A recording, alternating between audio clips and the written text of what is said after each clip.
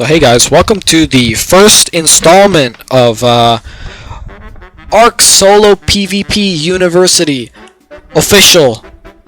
Long title, but yeah, there's not a lot of content talking about solo official PvP, especially if you're talking guides and like tutorials, because most people do not play official solo, and a lot of the people who pretend they do aren't actually solo. Like, what I mean by solo is, I mean they actually live solo. They don't play in a mega tribe. They don't PvP with other people and then take the loot from that PvP. They are entirely solo. They are self-sufficient. That is a solo player. Not going out of your mega tribe and then PvPing by yourself. That's not solo. Because the whole mindset changes. You have nothing to lose. You're not afraid. It doesn't matter if you die. When you're solo, every loss matters, so you actually have to be careful what you're doing. So this is going to be a series on a lot of the aspects of solo official and how you guys can get good at playing solo on official, which is, in my opinion, the hardest way to play the game. So this first episode might be a little boring because we're just going to be going over a lot of my settings, my keybinds, and I'm going to be giving you a lot of INIs. So this is all the stuff that you can do to try and help yourself before you actually get into the game. All of the next videos are going to hopefully be about, they're going to hopefully feature actual gameplay, and I'm not going to do it where I'm in single player. I'm going to actually try to show examples of it out in actual PvP on official, because it's easy for anybody to just say something and then just pretend that this is something that happens all the time and then not actually show a video of it happening. And for that reason, it might take a while for them to come out, because as you know, soloing on official on PvP is pretty crazy because you just don't find anything half the time and it can be pretty slow. I also forget to record a lot of the time, so basically it's going to take a while, I think, unless I get lucky. But those videos will be much more interesting, and it's going to focus on stuff like tracking players and ambushing people, so like ganks, proper mindset, how to hide your loot, what's the proper kit to carry on you, like stats, setups, that sort of thing. So as for my options, audio, if you play with music on, I would turn it down to the bottom, or at least to like very small amount to where you could notice where it's on, but it's not so loud that you can't hear things in game. Sound effects, this is like in-game sounds like a pickaxe hitting a rock, a mana beam, that sort of thing. You can turn that all the way up if you want. I just don't like it because it's just like you hear the game making its normal sounds, and then all of a sudden you hear one of these sound effects and it's so loud and it just scares the shit out of me. So I keep it about level with master volume. Ambient volume, always turn this down. There's pretty much no exception to this. Always turn it down. It's just extra sound. It's going to make it harder for you to pick up on more important sounds in the game, so always keep it at the bottom. Alright, now we're getting onto the graphical settings, and these ones are actually the most important out of everything.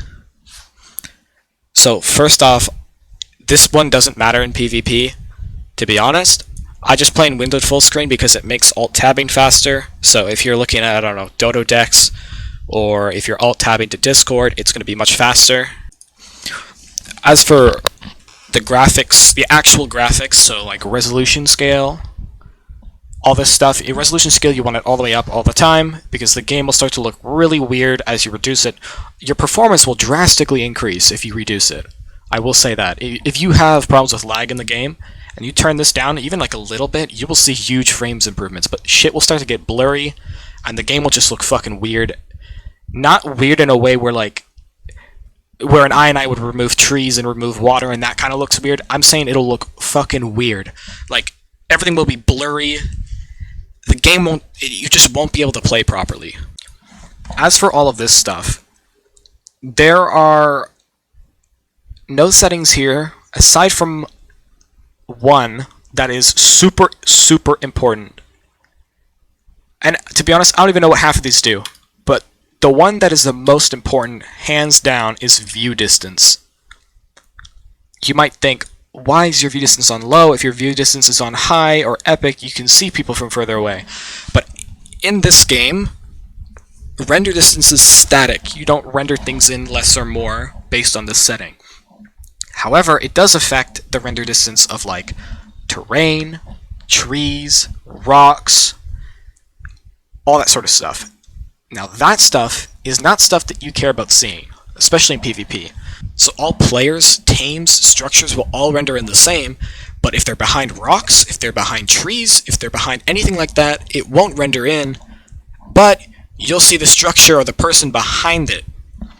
That's what makes it really strong, and this is another part of the reason why I find so many boxes, and why it looks like I have ESP on. But I'll tell you this, if I had ESP, the shit that I would find would be insane. I'm telling you, I would find so much more. So here's a little demonstration of how important view distance is. So my view distance here is on low, and there's a dude here. I put this little dude here to show, and if I back up enough, right, this is a common hiding spot on Rag, you can see the guy floating. So if you're in the water, swimming up, that is so obvious. Like you will see that every time. That is really, really obvious. And it just renders in, the rock pops in. But if I am using a view distance that is higher, like high, oh, I can't see him anymore. And even if I back up all the way, see, now I can't see the guy anymore. That's a huge advantage. That is so important. I cannot stress that enough, how important that is. It is so much better to know if someone's going to be there before you even get to the obelisk. It is so, so important. If you've ever been spotted behind a rock and thought it was ESP, or thought it was some sort of like aimbot, well, this is what it probably was. Low view distance. See how it doesn't impact the distance at which I view that guy, just the structure in front, or just the rock in front of him. This is how important this is. Very, very important. For textures, I like them high. Just personal preference. It doesn't really make any performance impact to increase your textures or to decrease them, so I keep them on high because the game looks a bit better, and I don't care that much, but blurry textures are kind of annoying, and that's why I keep it down. And as for sky quality, it really makes no impact. I just turn it down because who knows, maybe a cloud will obscure your vision one day, so a clear blue sky is probably better to have. So as for these settings here, we have, and I don't know honestly what a lot of these do, but I know a lot of them will reduce the FPS. So the ones I have here they should be fine for most people. This is what I run. I know that you're going to want to have these ones. They're probably the most important. And I can tell you which ones you definitely don't want. You do not want motion blur, because that, oh my god, motion blur is so bad. Don't ever put that on in any game, man. It is going to be so hard for you to see anything that's moving, and it's probably going to make you sick. It makes me sick. I don't like it. Another thing here, light shafts. So this is like, I'm pretty sure this is like God rays. You don't want these because obviously if someone's fighting you, right, on a mana, let's say he jumps up and the sun happens to be behind him, boom, you now can't see anything and he's invisible because the sun is so goddamn bright and all these shafts are shining down at your face and you just can't see anything. So you definitely do not want to have those on. If you're going to pick any setting to turn off, pick this one and this one. As for these settings on the right, over here, UI scale, this is just like your inventory. You might as well keep it up because you want to be able to see your items easily. However, UI item slot scales, this is your hotbar, so the size of your hotbar on the bottom. You should typically have like this layout of where your tools are going to be at certain stages of the game. So I know for me, I like to keep my crossbow on 5, I think. Yeah, I like to keep my crossbow on 5 for my grapples, my bow is on 4, my club on 3, so I always know where things are and I don't need to see them. I like it to be there just in case I put something new in the hotbar, but they actually are really big by default. You'll notice a huge difference if you turn it down. It just kind of increases your visibility. It's not super important. It doesn't really matter. If you want to have it high, go for it, but there is a reason for that. For camera, these are very important. Camera FFV, turn this up all the way. There are ways to turn this up even higher using some settings and some modification of some files, but it is the FOV increase is so much that when your FOV gets increased even further from I don't know, Tropio, Jetpack, or Mana Dash, it will look like you've just entered a different dimension because of how much your FOV increases. You won't be able to see fucking anything. So that's why I keep it like this. If you love using compound bows and fab snipers and foot PvP, this is going to help you, I think, to turn it up and figure that out. Just so to let you know that it can be turned up higher, so you can go and do that on your own. And for camera shake scale, turn that down all the way. You don't want your camera shaking around ever in any PvP game, so you have the option to turn that off here, so definitely do that. Now there's some other settings here, some advanced settings, and there's a bunch of them that you're gonna need to put on. You're gonna want these for sure. So this one doesn't matter, neither do these, but until you get to join notifications, you're gonna want to toggle this for sure, because join notifications are really important for tracking down a player when they join your server, right? Let's say you have just started raiding a base and you've killed one guy, and as far as you know, he's by himself, but as soon as you do that, 5 minutes later you see 123 join, and then another minute later 123 joins, and then 30 seconds later another 123 joins, and next thing you know there's 5 dudes on the server. And if you don't have that enabled, you can't see when that happens. So you won't know when people's allies are coming on to fight. You won't know if there's a PvP group coming. So if you see a bunch of 123s coming, you know the server's about to pop off, and it's worth staying on if you're looking for PvP. So this is a really good thing to keep on. Just in general, you should always have this on, even if you're just, I don't know, PvEing, because you'll know when your tribe mates log in, I guess. So it's nice to have, definitely. Camera view bob, turn this off. This is basically when you walk, your camera goes up and down. It's AIDS, turn that off, it's so bad. As for these other settings down here, in the chat you definitely want to show their ID, it's their Steam. It'll show what their name is on Steam, or Epic Games, I guess. So you want to know that because it helps you identify if someone is a 123 or if they're just a random guy, and it can help you recognize people across servers. So if you've seen somebody on another server before, you can see by the name, and you can also find out what servers they've been on by using their name to track them down. And then you can follow them across servers if you think that it's promising for some good loot. Now here you'll see my crosshair is actually off. In a lot of my videos I have no crosshair. I actually do have a crosshair. I use a crosshair overlay. It just doesn't get recorded. It doesn't bother me that it does or doesn't. It's just the crosshair is in this game. The crosshair is fucking massive, dude. It covers half of the screen. It is so fat. You can't even see the person you're shooting at with how big this crosshair is. So I just use a little red dot in the middle of my screen. There's an application for this you can get. It's called Desktop Overlay.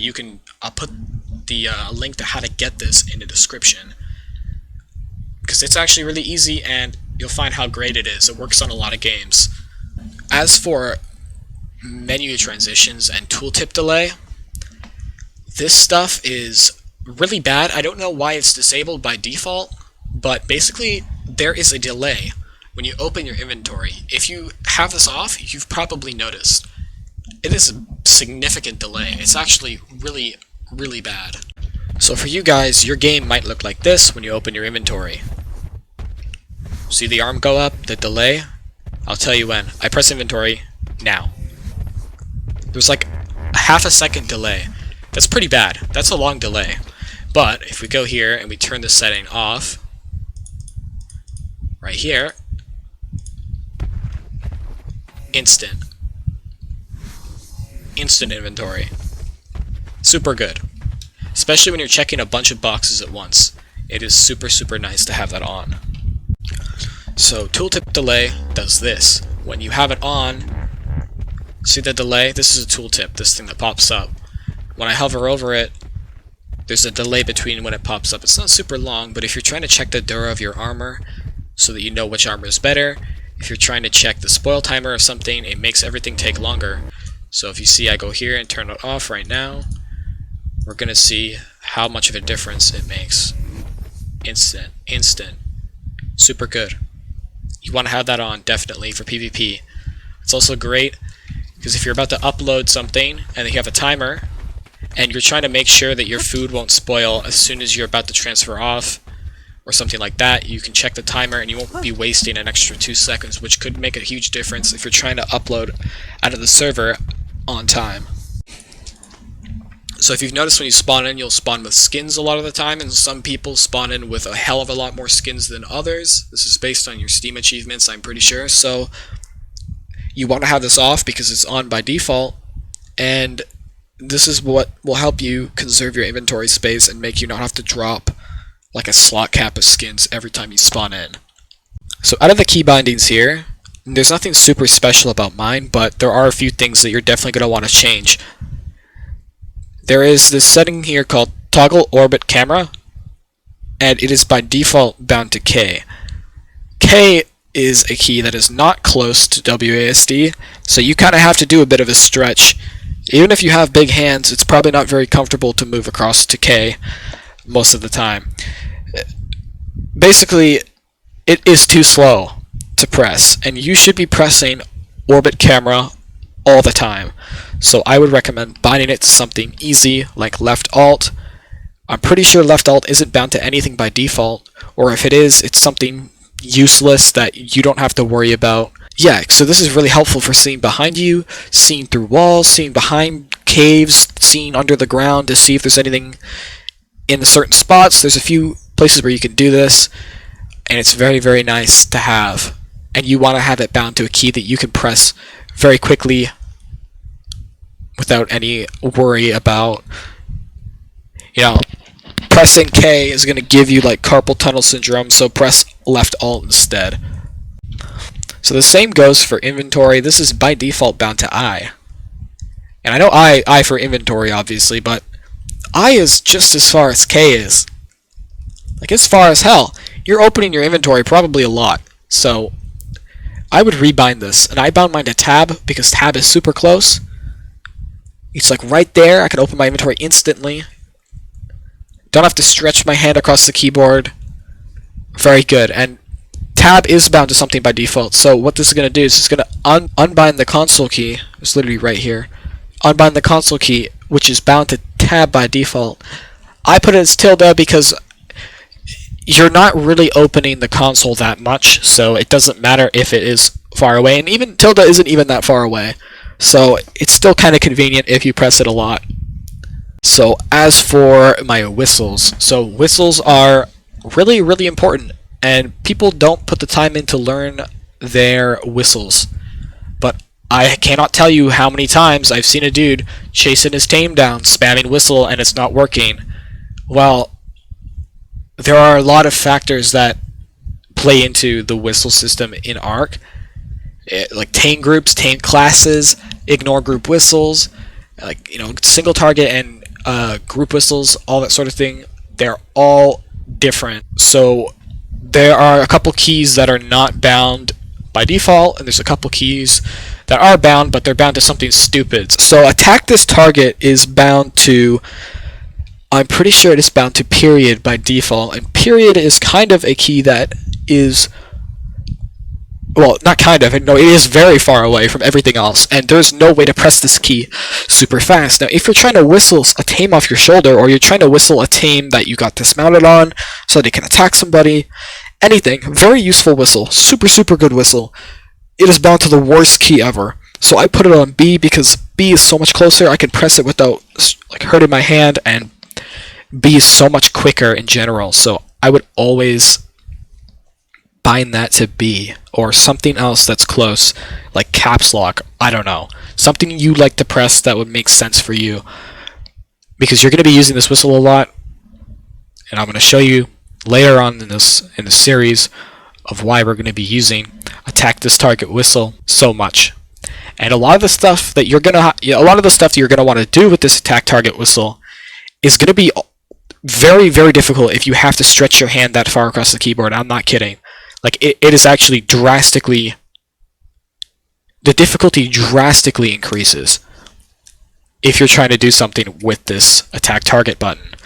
So I would always have it at something close.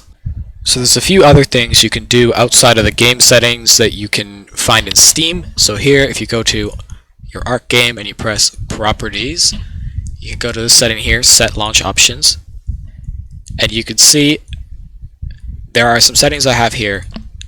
Now, you can use all of these, and I recommend you use all of these except for the last one, because this last one relies on a file change that I do recommend doing, which basically enables you to read all other languages in the chat. So if you've ever seen those rectangles or boxes, which you probably have, those are other languages, and they won't show up unless you have the language files enabled for your game.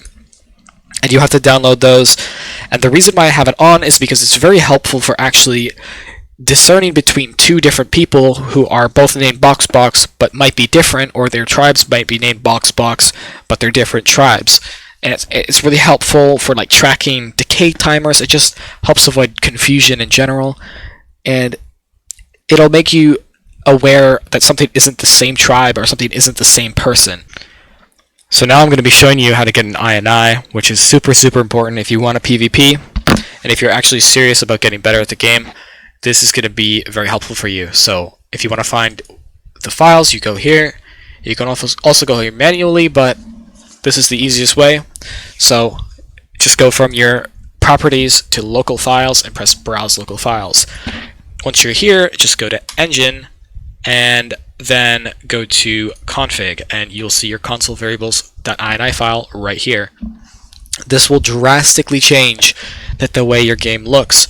There are a lot of INIs you can use, and I will be providing you with pretty much all of the main ones that you'll see people running in their videos, or you'll see people running in general.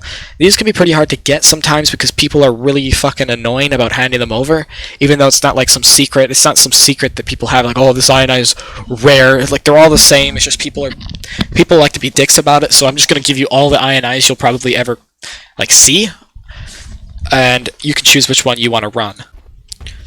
Alright, so this is INI number 1. We'll call this the hard INI, or the super hard INI, because this is actually harder than most INIs you'll ever see people running. As you can see, the surface of water is completely clear. The disadvantage of this is you have no idea when you're about to dip into water. See, like that, you can't really tell. It's clear underwater too. Above water, it's clear. All trees are gone, so let me hop on this dude real quick.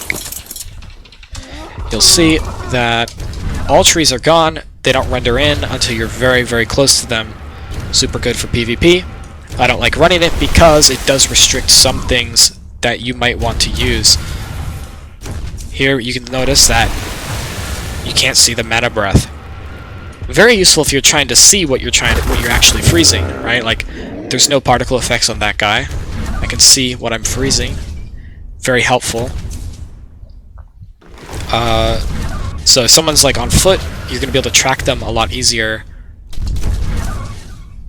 But I'll show you the disadvantage of this in a second here, because if we go and find something big enough to freeze for a while like this, he's frozen right now.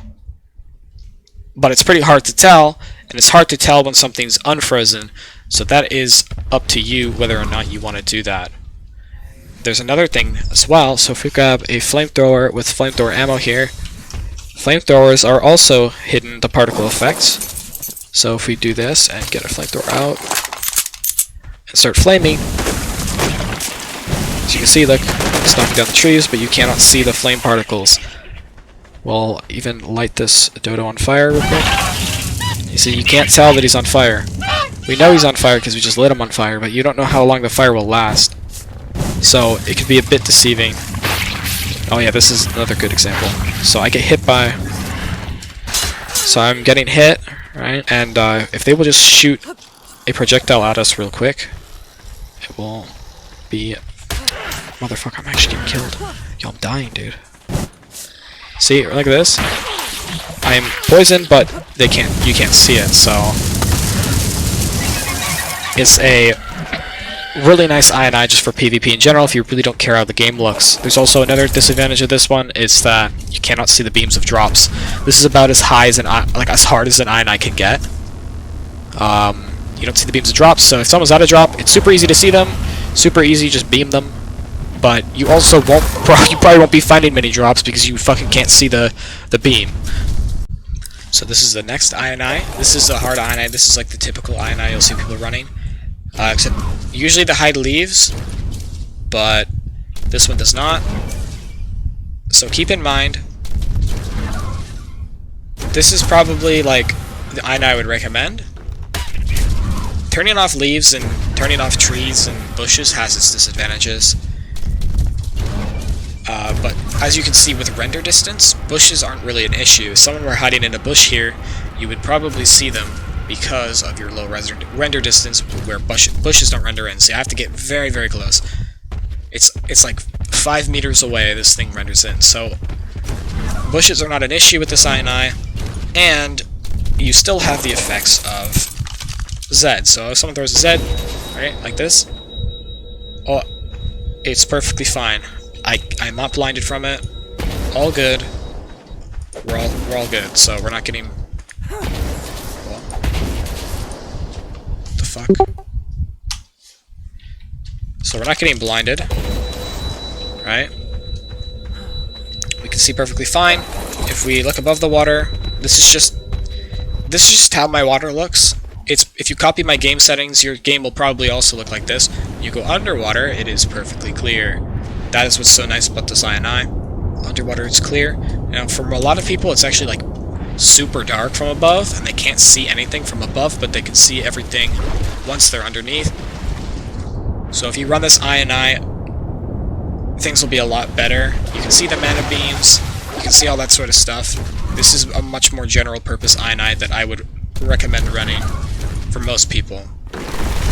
If you plan to use Bloodstalkers or Owls, you have to keep in mind that Bloodstalker vision and Owl vision, as well as Tech Helmet, won't work with this INI. So you're not going to be able to make use of those, which those things can be really, really good. I'd say less, like the Snow Owl one's not as good, but the Bloodstalker one, that one is really good. So you don't want to miss out on that one, which is why I use an INI that enables it. And for the most part, the INI I use looks almost exactly like this, except it allows me to use Bloodstalkers and Owls and use their vision. And underwater, it is dark. So it is dark. It is very dark under the water. But the vision is worth it to me, so that's why I use it. It's personal preference for the most part, and I can get Z'd when I'm in that, when I'm using those settings. I definitely can get Z'd. So I hope you guys enjoyed this first video, and I know it's probably a bit boring, but I just had to get it out of the way because a lot of people asked for my settings, a lot of people asked for my INI, and I felt like I should make a video as the first in the series, just to see if people like the idea and want me to keep making more and actually focus on the PvP parts, because I can definitely do that. It'll just take a little while, but definitely let me know if you want to see another episode of this, because I've been thinking about making a good guide for a while and I just haven't gotten around to it.